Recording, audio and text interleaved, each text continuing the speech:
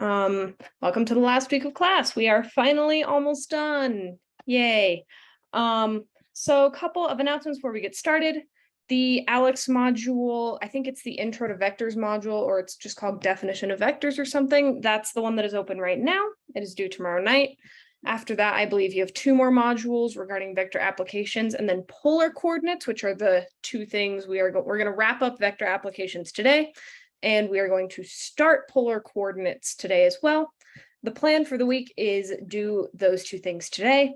Tomorrow, we are going to wrap up polar coordinates. We'll have a couple examples to do for graphing because polar coordinates are another way we are going to graph trig functions.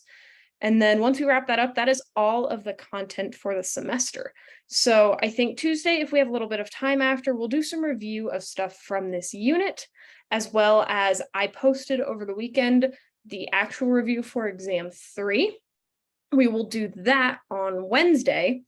And then Thursday and Friday, you have an exam each day. One of them is an optional exam, and I'll explain what that means. So Thursday will be your exam 3. That will just be like the other exams you've taken this semester. We'll cover all of the content from this unit, which I believe is inverse trig functions through. We're going to wrap up with polar coordinates. And I will get those graded as soon as I can because Friday, you have the option to take an optional final exam. Now, what does that mean? Well, you do not have to take it. If you do not take the optional final, it will not affect your grade at all. If you are happy with the grade you have at the end of the course, you don't need to take the final.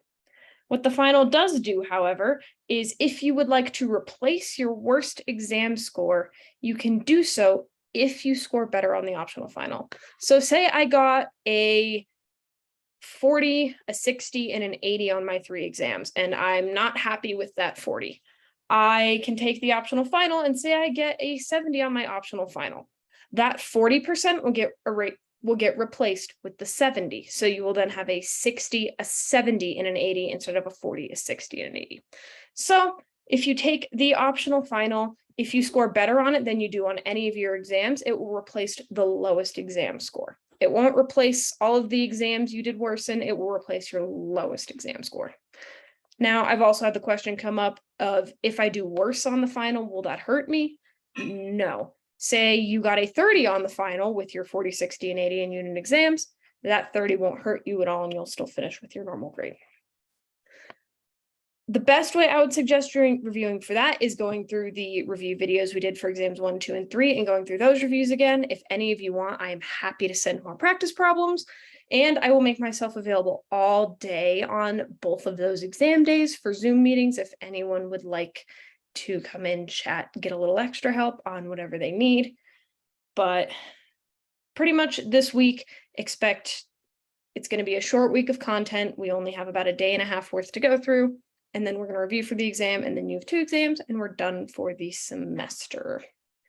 On that note, your homework this week, I don't know if you noticed, I posted it Saturday morning, is going to be due Wednesday instead because we do have 2 exams this week. If you need an extension on that, let me know. I can extend it till Friday if you need me to, because I know this is a short week. It's a little weird, but just keep an eye on that. It would be in your best interest to try to get it done by Wednesday. Does anybody have any questions at this point? I know I just threw a lot of information at you. All right. Well, if there's no... Hey, Charles, what's up? Oh, sorry about that. So the ALEKS modules, looks like they have some that are stretching to Sunday. As far as being due, do you want those completed before then? I mean, I would imagine so, but do we have until Sunday to kind of wrap everything up? Yeah, I should have mentioned that. I think the only module that extends till Sunday, if I recall correctly, is the second chance exam 3 topics. Is that right? Yeah, I think that might be the one. Yeah.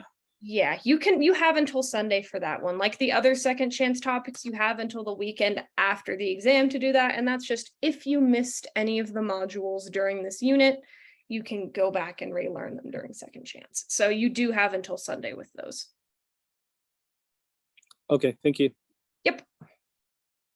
Cool. Are there any other questions about anything? And I will go over this again on probably Wednesday because I know there's a lot, but cool. If there's no questions right now, we'll just get back into what we were working on Thursday, which is vectors. How do I, okay, there we go. Come on. Okay. So if you remember on Thursday, we were doing all this work with vectors. We talked about what a vector is, mainly using the idea that it's a mathematical object that has a direction and a magnitude. We can represent them in X and Y coordinates. We can also represent them with an R, aka a magnitude, and a theta. And in our work on Thursday, we started doing an application problem, and this one was about a shopper pushing a cart. We determined that the magnitude of that vector, that force vector, was 50 newtons, and their angle theta was 37. So since we had both of those pieces of information right here, we were able to use our equations x equals magnitude of the force vector times cosine of theta, and y was equal to the magnitude of our vector times sine of theta in order to get our force vector in that form. So now that we have this force vector, we can actually do a little bit more with that, and that's to find something called the work. Work is a quantity in physics that is just a force vector times a distance vector. We call that the work. It's given to us in a unit called Newton meters, which they have named after a different scientist. We just call those joules. So J is equal to anything called a Newton meter. It's just unit of newtons times meters, which is what we'll get because our force vector is in newtons and our distance vector will be in meters. So let's see how that works. We have the exact same problem. A shopper pushes a grocery cart with a force of 50 newtons at an angle of 37 degrees. However, we also know now that with that force and that angle, the cart is moved 18 meters. We want to find the work done in joules. So we already know our force vector. That's what we found on the last problem up here. So just copying that down here, we know that the force is equal to 39.9 in the x direction. That is what this little I vector represents. If you remember, that's the unit vector 1, 0. That's just, oopsies. This little guy right here is I. We're just talking about distance moved in the x direction. And then minus 30.1 j. Our j vector is the unit vector in the y direction, so we are just scaling that when we do that. And this entire thing is in newtons. We have a force given to us in newtons, scaling the x's and y's. The other way we could write this, if you recall, is 39.9 comma negative 30.1. Cool. But it wanted it in IJ form, so that's how we wrote it. Now, what's our distance vector? We're given that the cart moves 18 meters. That's not a vector right off the bat. It's, oh, that's just a distance. How can we possibly write this as a vector? Well, we can. We know that we're pushing a cart on a flat surface, and we know it moves 18 meters horizontally. So the horizontal component is 18 meters. So our distance vector is 18I. And then how much did the cart move vertically? Did the cart levitate off the ground at all or dig further into the ground? Did it move vertically at all? No. So we don't have a vertical component. It's just plus 0j. So distance is given to us in a vector. We just didn't explicitly state the y coordinate because there is no y coordinate. We're not lifting the shopping cart or bearing the shopping cart to the ground. We're just pushing it forward. So when we think about the distance, we only want to think about that x coordinate right there.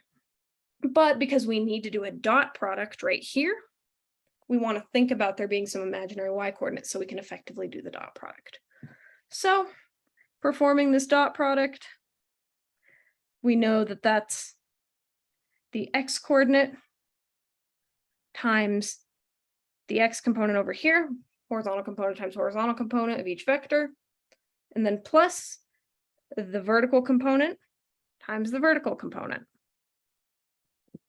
Plugging this into my calculator, I get that this value right here is equal to 718.2 Newton meters, because that's in newtons and that value is in meters. And then plus 0 Newton meters, because anything times 0 is 0, is equal to 718.2 Newton meters, which is 718.2 joules. Now, intuitively, this makes sense that this value entirely right here just went away. And why is that? Well, think about if you're pushing a shopping cart forward, you're pushing down and forward on it. The only thing that is going to impact how far the cart moves is the force you're putting on it horizontally. If you think about just picking up a cart, if you think about the vertical force, just lifting a cart, that's not going to push it forward at all. So when we're calculating the work done, it doesn't matter how much we pushed down or up on the cart. That is not going to change how far the cart moved. This value here at all, like we talked about last time, does not impact the work at all, because it doesn't affect how far the cart moves forward or backward. So it makes sense that when we did this, that value completely went away, and we only really cared about the X or the horizontal component when calculating the work. Questions on that idea? I bring this up because when you do these kinds of problems in ALEKS, you know, sometimes you can ask for help. They'll show you how to solve a problem. They won't give you the formula F times D or F dotted with D. They won't give you that. What they do instead is they'll tell you that the work for this particular kind of problem is given to you by the magnitude of the force vector times the cosine of theta dotted with the distance vector. They will give you that instead. Or they may even say times just the value for distance, I think. So just to be a little bit more clear, times the distance. This is actually the same thing, just for our more specific context. And why does this work? Well, remember that X is equal to the magnitude of our vector times the cosine of theta. That's just the formula for how we find an X coordinate, how we convert from X to force and angle. So this is just the X coordinate right here of the force vector. So it would just be the X coordinate of the force vector times the distance. It would just be a number times a number instead of a vector times a vector.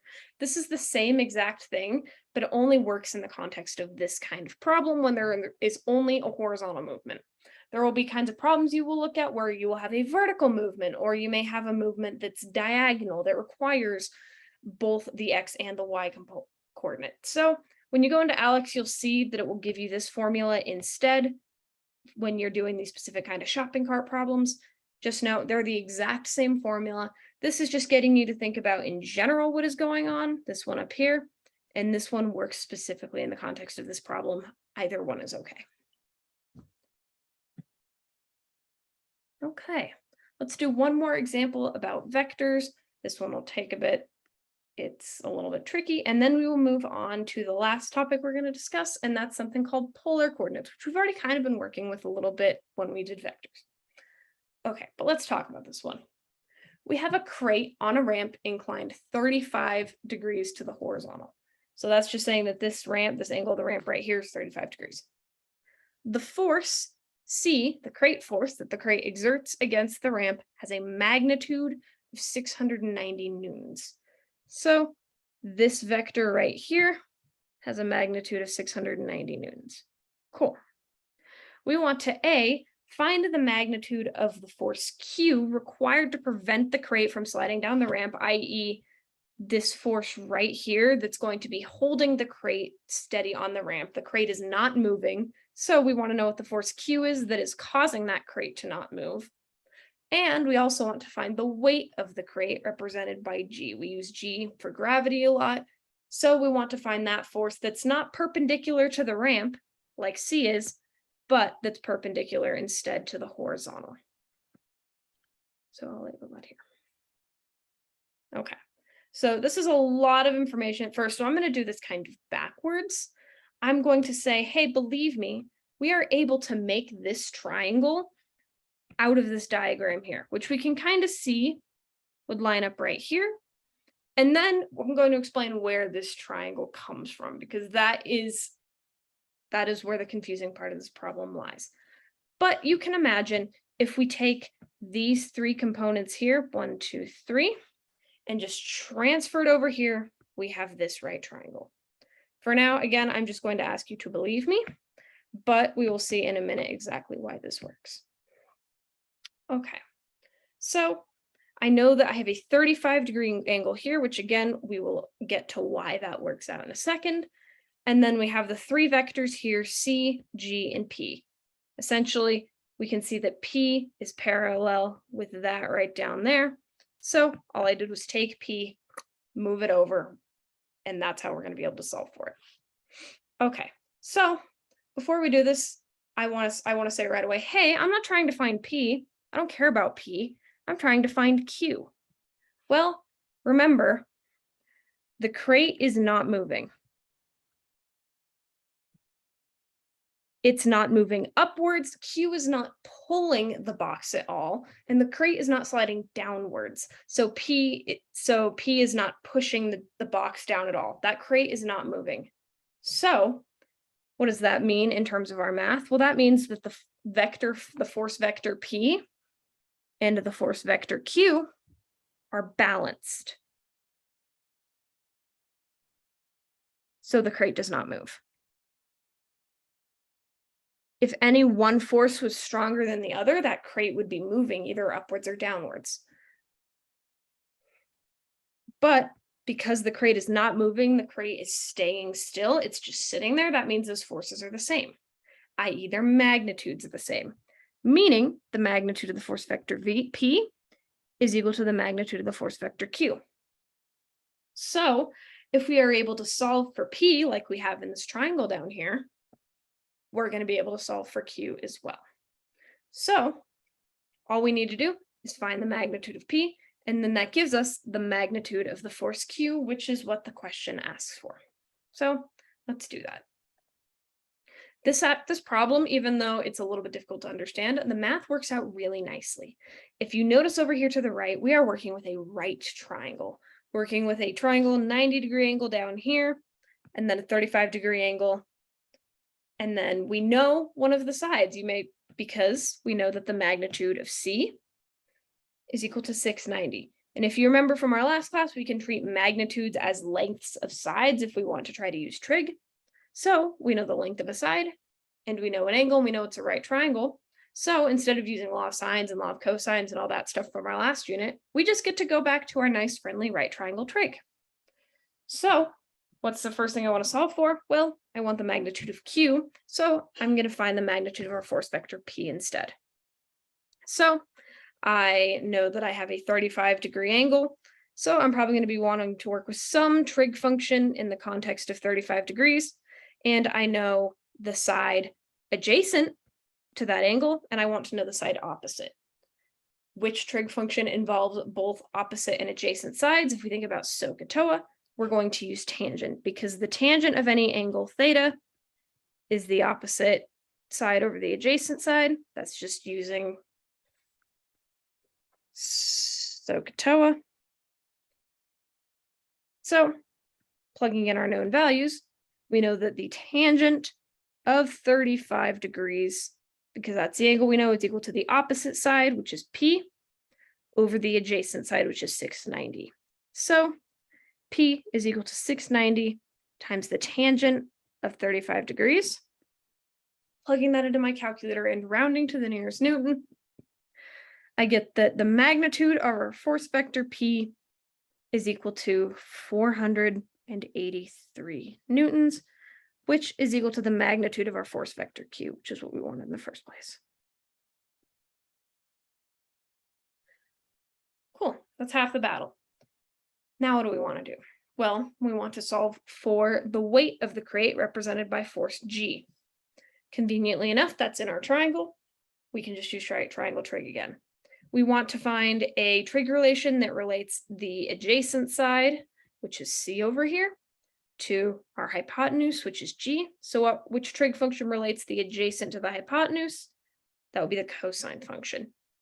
So we know that the cosine of 35 degrees is the adjacent side over the hypotenuse, So that's 690 over G. Solving for G, we get that G is equal to 690 over cosine of 35 degrees. And I got that just by multiplying both sides of that first equation by G and then dividing by the cosine of 35 degrees. Plugging this into my calculator, I get that the magnitude of our gravity force G is 842 newtons. And these right here are your solutions. Are there questions on the right triangle trig we used to get to these? Assuming this triangle is correct, of course. Okay, now we have to think about where did this come from? Well, we actually have most of the information already. It's pretty clear that we do have this kind of triangle thing that's formed here. It's a right triangle just by construction because P up here is perpendicular to C up there. If we just shift P down, not changing the direction of P because you can't change the direction of vectors without changing what they mean. Let's just do that. I'm going to just take my P right here, my vector P, and just move it down here. We can see that that still creates a right angle. So it seems like we have a right triangle, but the question here is, why is this angle 35 degrees? That is the main thing we need to investigate. And we'll see why. So let's draw this again, a little bit bigger just to kind of see what's going on and using some different colors. Here's my ramp. That's 35 degrees. Okay, so I know I have this force vector P that's pointing down right here. I'm going to draw on the ramp just to make it a little bit clearer. Here's our force vector P that's pushing down on the box. We have this other force, G, that's just going directly downwards. That is not a G. And then we have this other force vector C, that's the weight of the box pushing on the ramp, or the weight that the crate exerts, that is perpendicular to the ramp instead of to the horizontal, it's perpendicular to the ramp. So this right here is a right angle, but this right here is also a right angle. So looking at this diagram, we can see that right here, this isn't the right triangle we're thinking about, but it is a right triangle. We have this 90-degree angle down here and this 35-degree angle over here. So we know that this angle right here, let's call it angle A. We know that because we're just working with the triangle in general, we have a 90-degree angle and a 35-degree angle, and then plus whatever A is has to be equal to 180 degrees. In other words, I'm just going to subtract 90 from both sides just to make a point. I know that 35 degrees plus our angle A is equal to 180 degrees, or to 90 degrees, my bad, because I subtracted 90 from both sides. Because this is a right triangle, I know that the sum of these other two angles, 35 degrees and A, must also be equal to 90 degrees. Okay, now let's think about this triangle over here, making it right like this. This is also a right triangle I'm working with. I have that right angle here. Let's call this angle right here B. That's also a right triangle.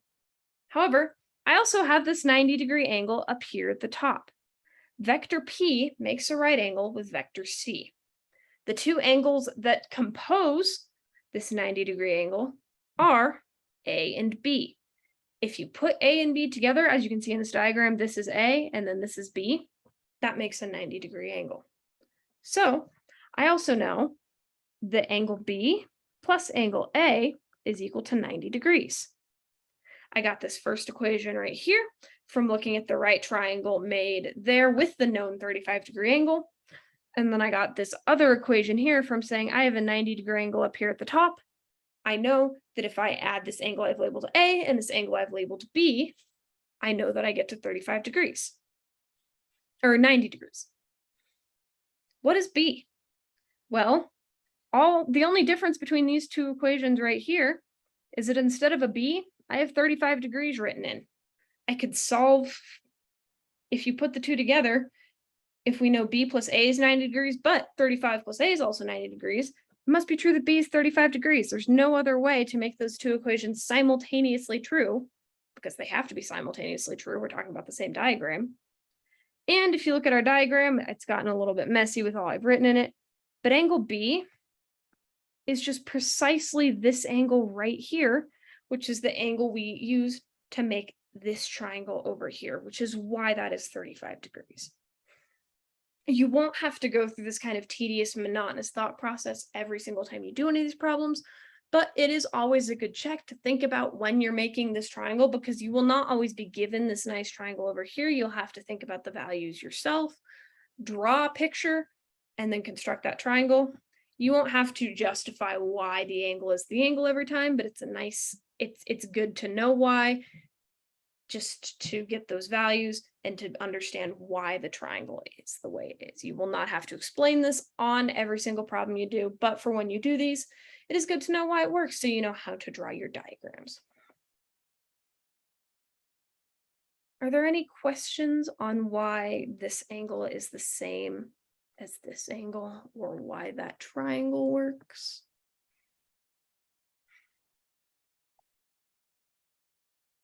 Again, two main reasons to think about.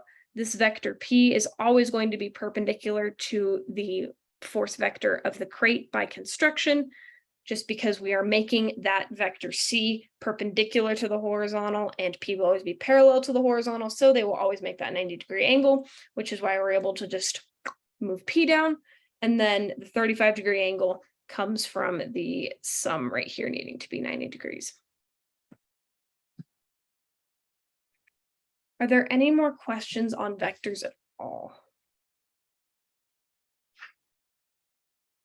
Okay, so let's move on to the last topic we're going to talk about this semester, and that is something called polar coordinates. And these are actually very closely related to vectors in kind of a more abstract way.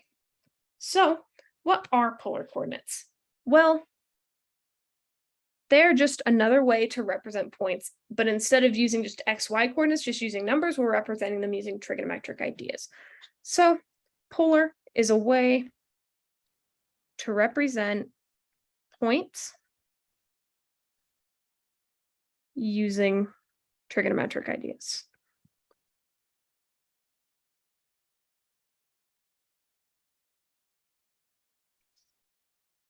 So not using XY coordinates. So to start, instead of thinking of these as points, let's think of these points as vectors, because this will get us into really familiar territory. So let's think of this as a vector, this is a vector, this is a vector. We won't always do this, but just for the time being, so we're able to calculate things, let's just think of these guys as vectors. So what do I want to calculate? I want to calculate how far from the origin R is each point, and what is the angle theta of each point from the positive x-axis. Well, how far from the origin is just the magnitude of these vectors we've created, and the angle theta is just the angle theta we were calculating when we were treating these as vectors, when we thought of like maybe this is theta 1, and this is theta 2, and maybe that as theta 3. Sure. Okay, so let's start with this vector first right here in the first quadrant, square root of 3, 1. I want to find its distance from the origin. In other words, I want to find the magnitude of that vector I've created. Let's call this vector B1. And I want to find its angle theta 1 right here. So if you remember, we calculated the magnitude of a vector by using Pythagorean theorem, or just a version of it. We did the square root of the x coordinate squared plus y coordinate squared. So that would be the square root of 3 squared plus 1 squared equal to the square root of 3 plus 1 equals square root of 4 equals 2. And then we got its angle theta by doing tangent of theta is equal to the opposite over adjacent. So or in our case, we're not thinking about opposite over adjacent, we're thinking about the y coordinate over the x coordinate. So that's 1 over the square root of 3 equals, just rationalizing the denominator is the square root of 3 over 3. And then from our unit circle, what angle in the first quadrant has that tangent square root of 3 over 3? It's pi over 6.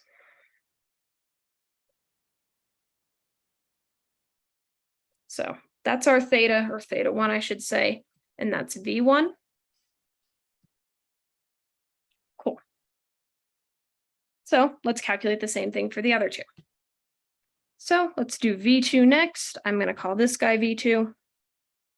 We want to find its magnitude and theta 2. Magnitude is just given by square root negative square root of 2 squared plus square root of 2 squared, which is equal to square root of 2 plus 2, equals square root of 4 equals 2. So this actually has the same magnitude as V1. And then to get theta 2, we need to think about, okay, the y coordinate over the x coordinate, which is the square root of 2 over the square root of negative 2. Nope, negative square root of 2, my bad. Anything divided by itself is just 1, but we have a negative in there, so this is negative 1. So what angle theta in quadrant 2 has a tangent of negative 1? Well, that theta is equal to 3 pi fourths, just using unit circle knowledge.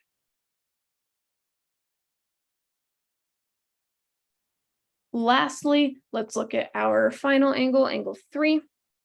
So, or our final vector, I guess, and angle. So magnitude of V3 is equal to the square root of 2 squared plus negative 3 squared, which equals the square root of 4 plus 9, which is root 13, and there's nothing we can do with that, so that's just the square root of 13. We can't take the square root of that, we can't simplify that at all. And then the tangent of that angle, theta 3, is equal to the y coordinate over the x coordinate, so negative 3 over 2. Now, this is not a nice angle on our unit circle, so we have to think about inverses. Taking the inverse tangent of both sides, we get that theta 3 is equal to the inverse tangent of negative 3 over 2. We know we are looking for an angle in quadrant 4 whose tangent is negative 3 over 2, and we know that the inverse tangent function has a range defined in quadrant 4, so we don't need to think about the other solution because the other one would be in quadrant 2, but the inverse tangent function just naturally gives us the solution in quadrant 4, which is the one we're looking for since our point is in quadrant 4. So plugging this into my calculator, in radians, I get that this negative 0.98 radians. And normally I would have us convert this, add 2 pi to it to get it within the range of 0 to 2 pi. However, I don't care for these as much, and you will see why, because polar coordinates can be represented many different ways. So we can just call this guy theta 3 instead. And these are our final answers. Now let's switch gears a little bit. We kind of thought of these as vectors in order to get these numbers, in order to get our magnitudes, aka our radius, our radii r, and our angles theta. However, we don't need to think about these as vectors at all. We can just think about them as individual points. So I'm actually going to erase all of that. And now, instead of thinking of these, we've been thinking of these as xy coordinates. This is the x coordinate, this is the vertical distance we move, and this is the y coordinate, this is the horizontal distance we move. Instead, we can use these values we just solved for in order to think about these as points r comma theta. Because if you recall from vectors, these describe the same thing. We were able to describe a vector using xy coordinates. Maybe we had the vector 2i minus 3j, but we were also able to describe the exact same vector using its magnitude and its angle. That was the big idea of what we did, was converting things from the form of magnitude and angle into x and y's and vice versa. Polar coordinates, exact same thing, except now instead of thinking of them as vectors, we think about them as just points, as ordered pairs. So what would the ordered pairs be? Well, -2 √2, 2 over here is the same as 2, 3/4. The radius is 2. It is the distance 2 out from the origin, and we rotated an angle of 3/4 to get to where we were. √3, 1 is a distance of 2 away from the origin, which we rotated pi/6 away from the origin to get to. And then 2√3 is a distance of square root of 13 away from the origin, rotated an angle of -0.98. And that is why this worked out, as we were able to use a negative angle here instead of just needing to think of it from 0 to 2 pi, because all we have to think about is, okay, how far, it doesn't matter which direction we rotated, but how far away did we rotate in order to get our value? Questions on these? Okay, so let's think about this a little bit in terms of how would we plot these points, because we actually use a different set of axes for polar coordinates that is more of a circular axis. It leans itself more naturally to things we've been doing with circles and trigonometry. So let's think about how we would plot these. I want to plot the polar points for these rectangular points. And that's some vocabulary we're going to need to learn. Rectangular is just the way we've been thinking about points our whole lives. XY coordinates, those are what we call rectangular points. And polar points are the r, theta points. So if we recall from the last slide, square root of 2, 2, the rectangular point in polar is equal to 2, 3/4. Square root of 3, 1, that rectangular point is equal to 2, pi/6. And 2, -3 is equal to the square root of 13, -0.98. This guy is always, always, always represented in radians. And then this is just the distance from the origin. So instead of x distance, y distance, we're looking at net distance from origin. So this kind of encapsulates both the x and the y in a way, but so does the angle. We're thinking about, okay, how far out do we go? And then how far do we rotate around instead of just horizontal component, vertical component. So how would we plot these? Oopsies. Well, let's start with the 2, 3/4.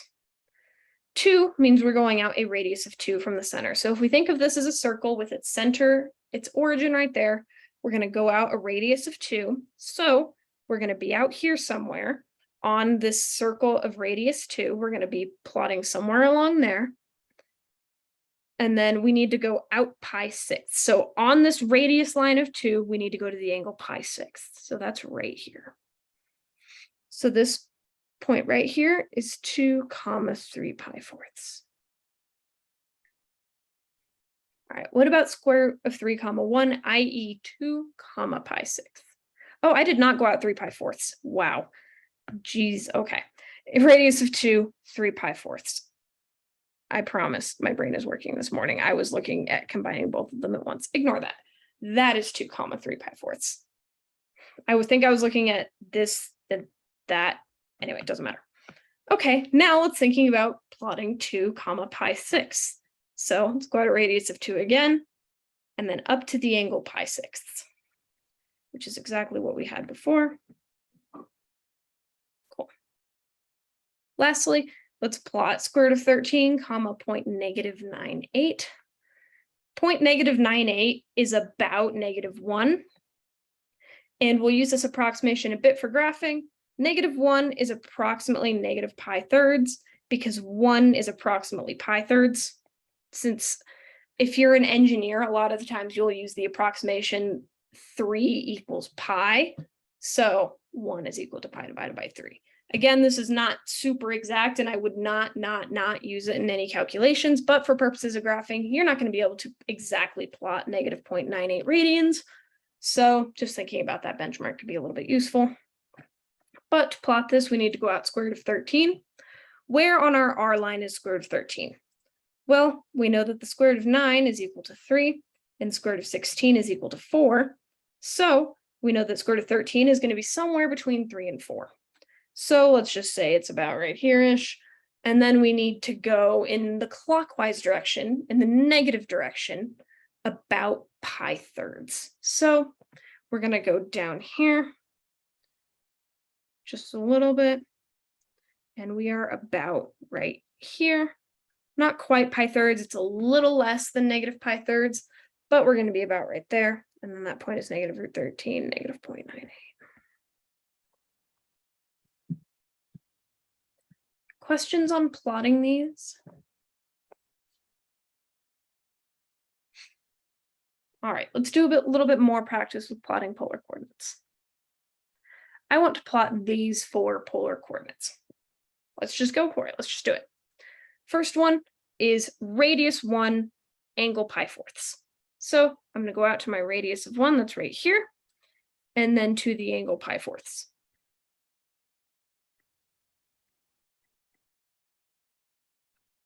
Cool.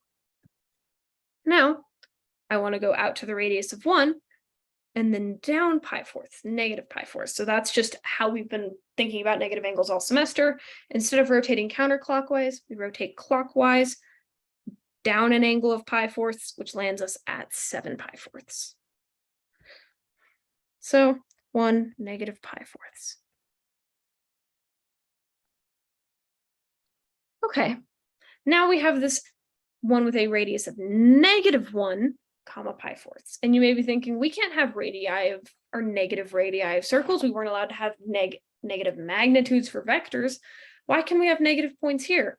And that's solely because these are not vectors. We thought of them that way in order to start thinking about what's going on, what the coordinates mean, and how those encapsulate the exact same information as if we were working with XY coordinates. But the difference is these aren't vectors. So we are allowed to have a negative R value here. And how do we handle that? Well, probably as you'd expect.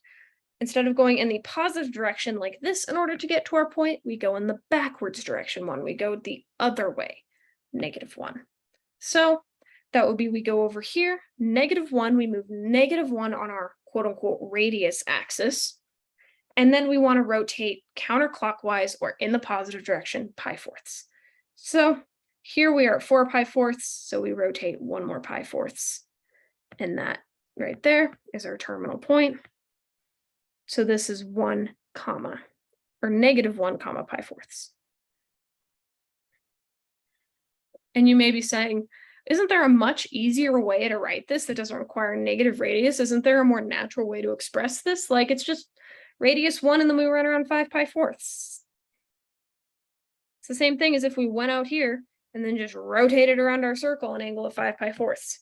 Well, yes, it is. And that's kind of the beauty and the difficult thing about polar coordinates is that there are infinitely many ways to represent them. And that is because of the periodicity of the unit circle, of that circle. Every 2 pi, we can rewrite the same point just with a different angle. If we just add 2 pi to that angle value right here, we'll get the same point. Or we could think about angles that where we add pi, but we want a negative radius instead. So that's the beauty of polar coordinates, but it's also what makes them a little bit trickier to work with in some cases.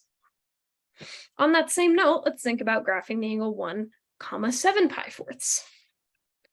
We go out to a radius, go out to a radius of 1 and then rotate around 7 pi fourths. Wow, we've already graphed that point. That's just 1 comma negative pi fourths. Yes, but it's also 1 comma 7 pi fourths. So the moral of this story is that unlike X and Y coordinates,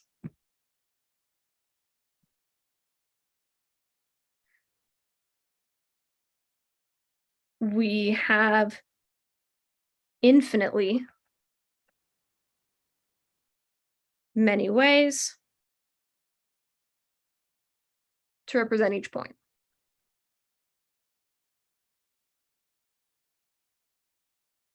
And yeah, technically, if you want to get into semantics, there are infinitely many ways to represent each X and Y coordinate.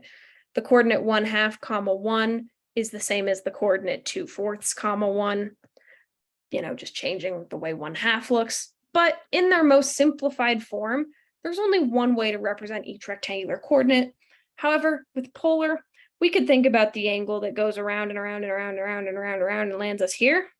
But we could also just think about the angle that goes like that and lands us there. So There are infinitely different many ways to represent each polar coordinate. And we are allowed to have negative radii, quote unquote. I say negative radii in quotes because you cannot have a tangible radius that is negative. But when we're thinking about graphing on polar coordinates, we are allowed to, because we're not working with vectors or physical radii of triangles and circles anymore. We're working with a more abstract idea. Questions on plotting these points? Okay, well, if you remember with vectors, one of the big things with vectors was converting between forms of vectors, whether we represented the vector with its magnitude and its angle, or whether we represented it in that ij form or as an ordered pair. That same exact idea transfers over to polar coordinates. And in the sense of converting between x and y, i.e. rectangular coordinates, and r theta, i.e. polar coordinates. So you should have seen these equations before. This equation right here, when we did vectors, was given to us in the form magnitude of a vector equals the square root of x squared plus y squared. That's the exact same as this, except we remove the square root and we're just talking about the square of the radius now. We're talking about radii, or the r component of this coordinate, instead of just thinking of it as a vector with magnitude. So again, this is just the Pythagorean theorem. We've seen it before. The radius squared is x squared plus y squared. Same exact angle for theta. We can solve for our angle theta by doing y over x, i.e. opposite over adjacent, just kind of using the SOHCAHTOA ideas, or the idea that tangent is a slope. That's just the definition of tangent. These two equations on the top here require the use of both x and y's. Both equations do. These are the two equations we usually use to go from rectangular coordinates, to polar coordinates, because they require the use of both x and y's, and we are able, using those equations, to solve for r and theta. Conversely, down here, we've seen these before. X equals r cosine theta, and y equals r sine theta. Remember, these came from definitions of sine and cosine, as we derived when we did the stuff for vector equations. These are just the definitions. We've seen these before, because x over r equals the cosine of theta, and y over r equals the sine of theta. As a reminder, all we did was multiply both sides by r to get x and y by itself. These require the use of the r component and the angle theta, both to solve for x and y. So these two are traditionally used to go from polar coordinates to rectangular coordinates. And we have seen all of these before, just in the context of vectors. We are just changing the context a little bit. The math will stay primarily the same. We're just changing the context. Questions on these formulas? All right, let's do a couple examples of these in action. I want to convert this polar coordinate to rectangular coordinates. Well, like I said above, the equations I will typically use for these is x equals r cosine theta and y equals r sine theta, since I need my x and my y. I have my radius, I have my angle theta. Let's plug those in, solve for our coordinates. So x is equal to the radius, which is 4, times the cosine of our angle negative 3 pi over 2. 3 pi over 2, let's draw a picture. Honestly, you will never be too good enough at these to need a picture. So let's go around, walk around our unit circle, 3 pi 2 radians in the clockwise direction, since we have a negative angle. That lands us right there. What is this coordinate right here on the unit circle? That is 0, 1. The cosine is the x coordinate of this angle on the unit circle. So this is just 4 times 0, which is 0. So our x coordinate of this point is 0. Now, to solve for the y coordinate, it is the radius times the sine of negative 3 pi 2 over 2, which is the y coordinate, which is 1. So the sine is equal to 4 times 1, which equals 4. So in rectangular coordinates, this point is just 0, 4. And intuitively, this makes sense, right? If we think about a graph here, we went out 1, 2, 3, 4, and then we took this point and rotated it around 3 pi halves until we were at that point right there. So if you think about it graphically, this one makes a lot of sense. Questions on that conversion? All right, let's go the other way. Converting the following rectangular coordinates to polar. Okay, so I have this xy coordinate here, -3, 4. I want to solve for my r, my radius, and my angle theta. Let's start with the radius, because I know r squared equals x squared plus y squared. So r squared equals -3 squared plus 4 squared. So equals 9 plus 16, which is equal to 25. So r is equal to 5. Cool. Here's my radius. You can always keep it positive. There is the solution where r would be -5, and then that would change what our theta is. But when you're converting rectangular to polar, it's always just easiest to keep the radius in its positive form, because again, both could be a solution because there are infinitely many ways to represent each polar coordinate, as long as our radius is plus or minus the same number. But it's always just easiest to keep it in the positive form if you're allowed to, if you have that opportunity, which you always do in this case. So keeping that in mind, let's solve for the tangent of theta.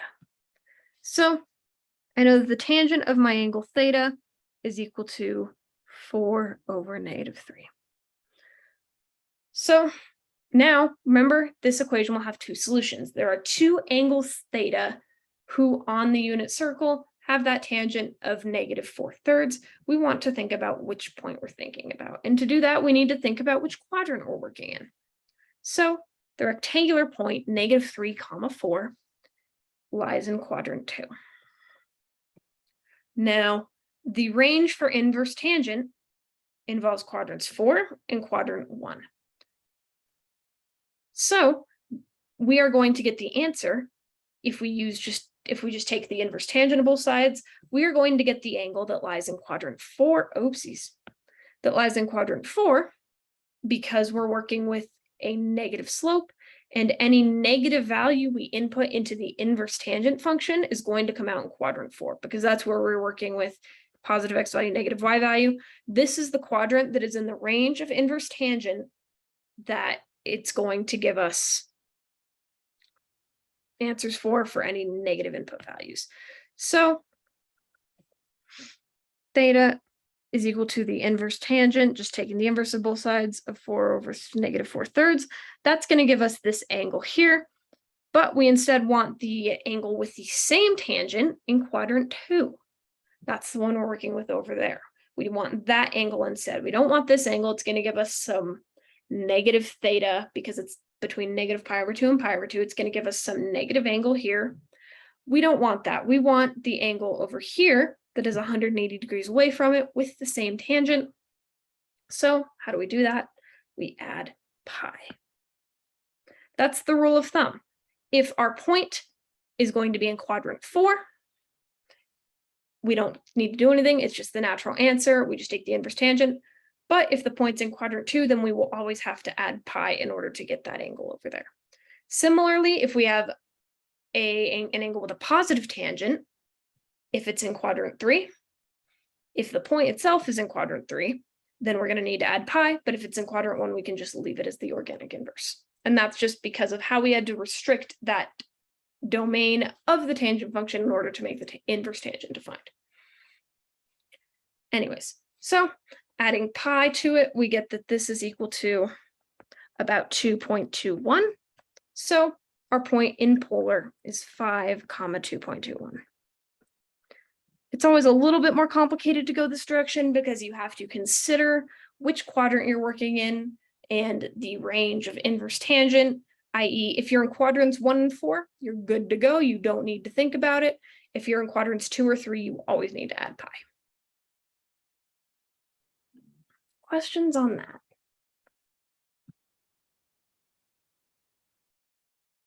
Okay, So let's try the next one. Let's try it with equations first, and then I'll explain why we don't even need the equations.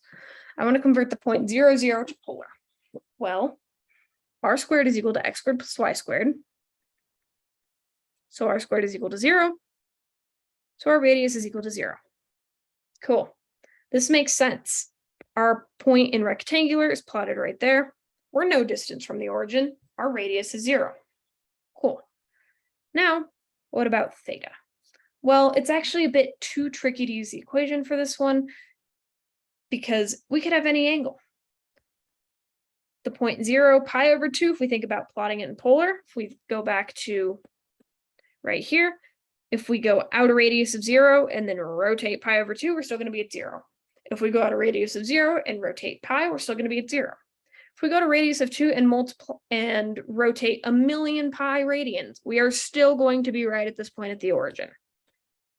So this problem here, the answer is 0, 0, and it's 0, pi over 2, and it's 0, 6.928174. It's, you could put, point is you could put any angle right there. Because our radius is 0, it does not matter what we put there. The most standard answer would be 0, 0, because why would you bother even thinking about rotating it if you are just staying at the origin? But you don't even need to think about using the inverse tangent formula here or the tangent formula at all, because the angle, it doesn't matter. And that's just conceptually, because if you think about we're staying at the origin, doesn't matter where this point rotates, it's still going to be at the origin when you're done rotating it.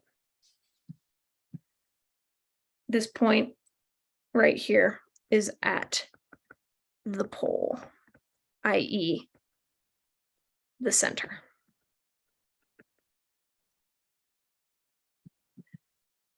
Any questions on this one? Okay.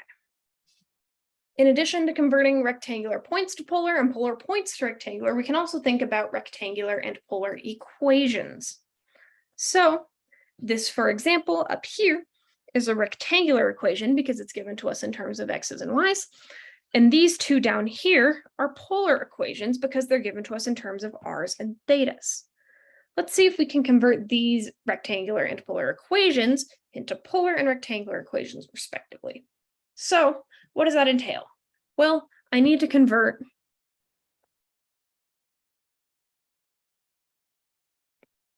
to r's and thetas. I have it in terms of x's and y's. I need it in terms of r's and thetas. Well, I know just from my equation sheet that I went over a couple slides ago that x is equal to r cosine of theta and y is equal to r sine of theta. So it seems like if I plug in r cosine theta every time I see an x and r sine theta every time I see a y, that will get rid of my x's and y's and turn them into r's and thetas. And that's exactly what we do. So doing that, we have 2 times x, but we said x is equal to r cosine theta, plus 3 times y, but r is equal to r sine theta, y is equal to r sine theta, equals 9. Now, this is technically correct. However, we're not done. Normally, like when we're working with equations that are in rectangular, we always want to solve for y. We always want it to be some nice thing equal to y, so we're able to graph it nicely. In the case of polar equations, as you can probably see from a little bit lower on the slide down here, we like solving things in terms of r. So that's what I'm going to do, and that's what when you do ALEKS, that's what ALEKS is also going to have you do. So solving for r, how would we do that? Well, we know we have a common r term right here, so I can just factor an r out from the left-hand side of my equation. So I have r times 2 cosine theta plus 3 sine theta, just factoring that r out of both of my additive terms. It's equal to 9. Now to get r by itself, I just divide both sides of the equation by this nasty thing. To get the r is equal to 9 divided by 2 cosine theta plus 3 sine theta. And that is my final equation. What kind of thing does this describe?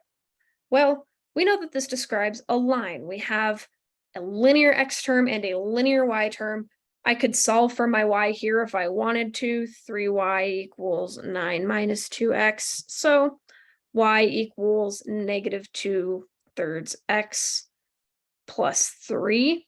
This is just the mx plus b form of a line. So we know that this equation up here is describing a line.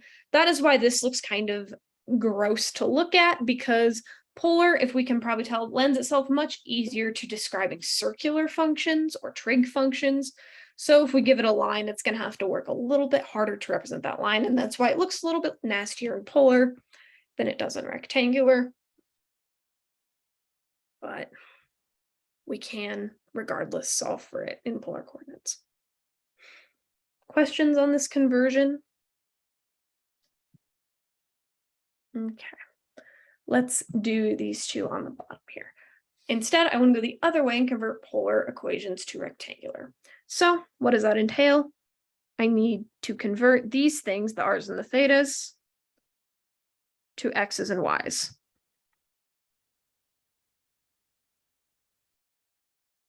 Now, these are a little bit trickier because while we have explicit equations for x equals some r and theta stuff and y equals some r and theta stuff, we do not have those for r's and thetas. We have r squared equals something, and we have the tangent of theta equals something, but we don't explicitly have something that looks like, quite frankly, any of what's in here. So we need to work with this a bit.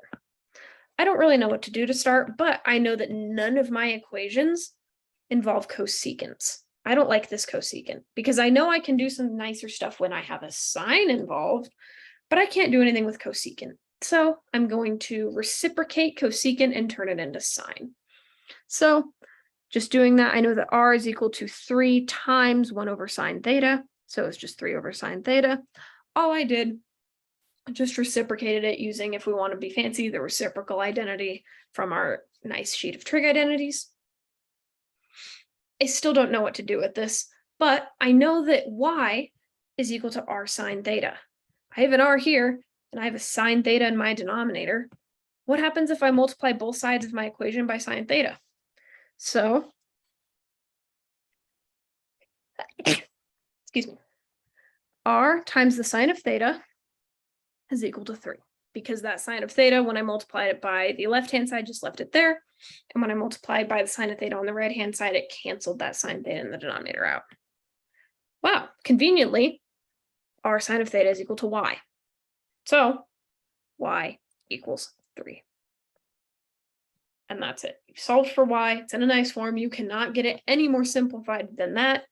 So this really confusing looking thing of r is 3 times the cosecant of theta in x and y coordinates, or in rectangular coordinates, all that is okay, y is 3, boop. It's just that line. Questions on that? Well, it turns out there's some equations that don't look as nice in rectangular as they do in polar. And that, a good example of that one is the next one we're gonna look at, which is r equals sine theta. Now, it's really, really, really tempting with this one to just try to move that r over to the right-hand side, to be like, oh, let's subtract it, and then we have 0 equals r sine theta. But that's not legal because that's not how subtraction works, or trying to divide both sides by r so you get 1 equals sine theta over r, and then just replacing that with a y. It is really, really, really tempting to do that, because without this equal sign there, we just have r sine theta, and it's really nice and tempting, and we just want to make it work like that. But math is not always our friend. We need to do a little extra work sometimes. However, thinking, oh, I want to get this to be r sine theta really bad, that's not the wrong idea. We just can't take this r and directly do that. We may need to introduce another r into our equation to do that, because there is no way to get this r over here away from the left-hand side over to the right-hand side such that that works. But in algebra, remember, we're allowed to multiply, divide, add, and subtract the same thing to either side of the equation. So what happened if I would multiply this side by a new r and then this side by r? I'd get that r squared is equal to r sine theta. That looks nice. I might be able to do something with this. I know that r sine theta is y. So I know that r squared is equal to y. I'm almost there. I still have to deal with this pesky r squared. but I'm actually fully equipped to do that. From my equation sheet, I know that r squared, just using Pythagorean theorem, is equal to x squared plus y squared. So I can just substitute that in and get that y is equal to x squared plus y squared, just replacing that r squared. Now, in a lot of cases, this would be, okay, now we need to solve for y to get this to look nice, et cetera, et cetera. However, I would not recommend doing that for this because that is pretty tricky, requires some kind of advanced factoring. So when it comes to your work, you will not need to solve for y. You can just leave this here. However, it is kind of cool to know that if we did solve this for y, it would look like x squared plus y minus 1/2 squared is equal to 1/4. Now, you may recognize this form of an equation from college algebra, and that is because this is a circle. This describes a circle with a center at 0, 1/2. That is because there's nothing here and there's a 1/2 subtracted here that has a radius of 1/2. That is what this describes here. So this looks really, really nice in polar. It's just our radius is the sine of theta, and it describes a circle that looks much, much nastier in rectangular coordinates, is a lot harder to address. So circles, this one is much more natural in polar coordinates than the other one is. And this one on the left here is more natural in rectangular coordinates. It goes both ways. Some are much easier to represent in polar than in others. But the reason you didn't do circles in polar coordinates when you addressed them maybe in college algebra is because you just didn't have the tools to yet.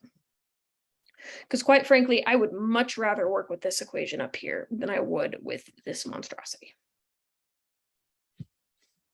Questions on converting?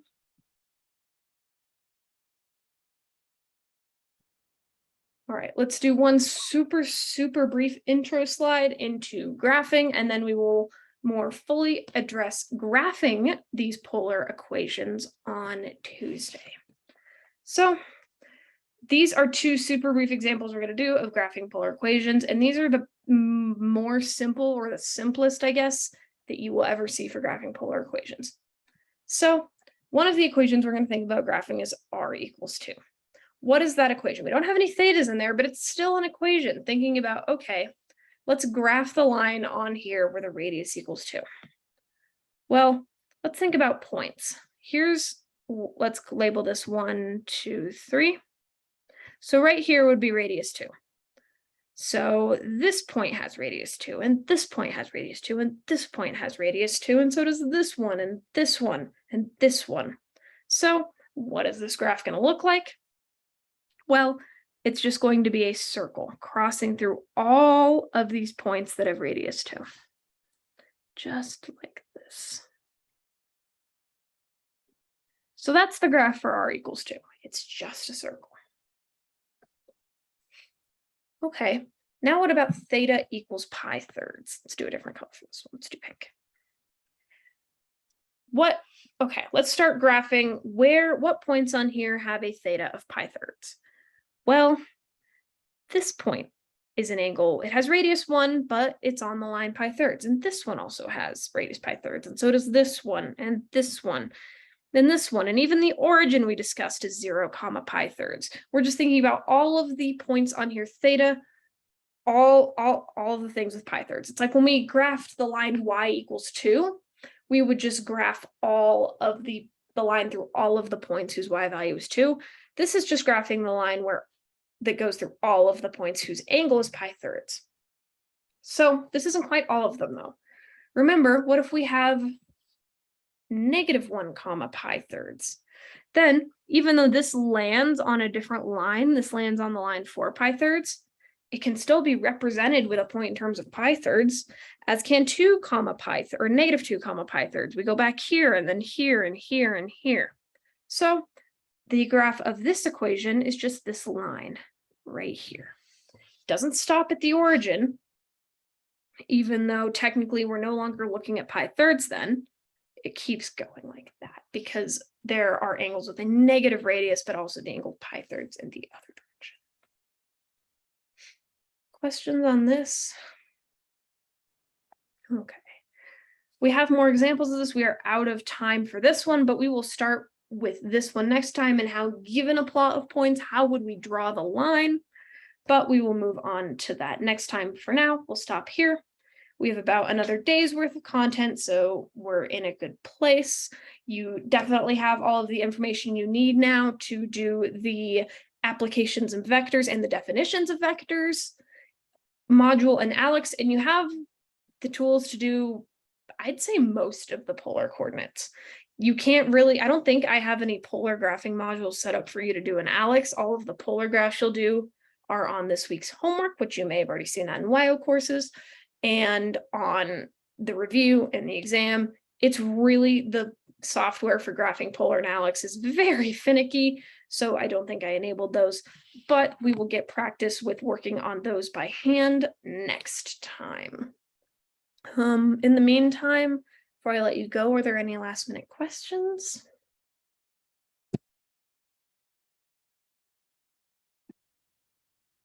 All right. Well, if there are no other questions, I'm going to stop the recording.